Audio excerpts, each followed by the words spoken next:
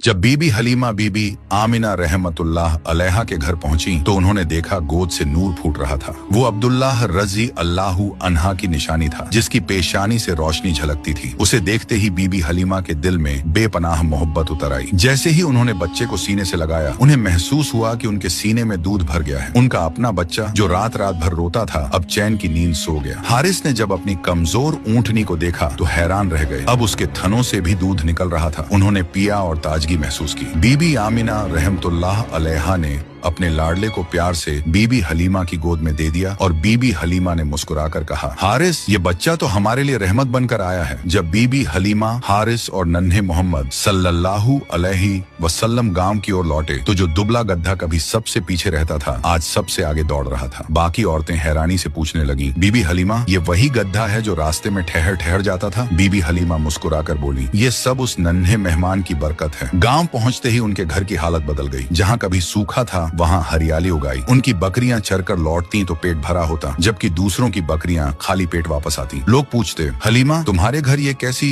खुशहाली है? और बीबी हलीमा दिल ही दिल में समझ जाती कि ये सब उसी बच्चे की वजह से है। इस तरह बीबी हलीमा के घर दोनों जहां के आका तशरीफ फरमाते। बीबी हलीमा कहा करती थी, मैं मोहम्मद को अपने बेटे से भी बढ़कर चाहती हूँ। जब वो चूल्हे पर रोटियां सेंकती तो आग की तपिश उन्हें महसूस तक न होती। घंटों प्यारे नबी सल्लल्लाहु अलैहि वसल्लम को गोद में लिए उनके चेहरे की रौनक देखती रहती और सोचती कि उनका घर जन्नत बन गया है। मुझे इस बच्चे ने कभी कोई तकलीफ ना दी, बल्कि मेरी हर तकलीफें इसने दूर कर दी। वक्त गुजरता रहा और प्यारे नबी सल्लल्लाहु अलैहि वसल्लम अब करीब 3 साल के हो चुके थे। एक दिन उन्होंने अम्मा हलीमा से पूछा, अम्मा, मेरे भाई रोज कहाँ जाते हैं? बीबी हलीमा ने कहा, मेरे शहजादे, मेरे जिगर के टुकड़े, वो बकरियां चराने जाते हैं। नबी सल्लल्लाहु अलैहि वसल्लम ने फरमाया, मेरा भी दिल चाहता है कि मैं उनके साथ जाऊं। बीबी हलीमा बोली, मेरे प्यारे बेटे, तुम बहुत नाजुक हो, मुझे डर लगता है कहीं आपको यह धूप परेशान न करे। मैं आपको तकलीफ में नहीं देख सकती। मगर जब प्यारे नबी सल्लल्लाहु अलैहि वसल्लम ने बार बार कहा तो आखिरकार अम्मा हलीमा ने इजाजत दे दी। हालांकि उनका दिल अब भी फिक्रमंद था। इस तरह अल्लाह के प्यारे हबीब नबी सल्लल्लाहु अलैहि वसल्लम बकरियों को लेकर जंगल की तरफ जाने लगे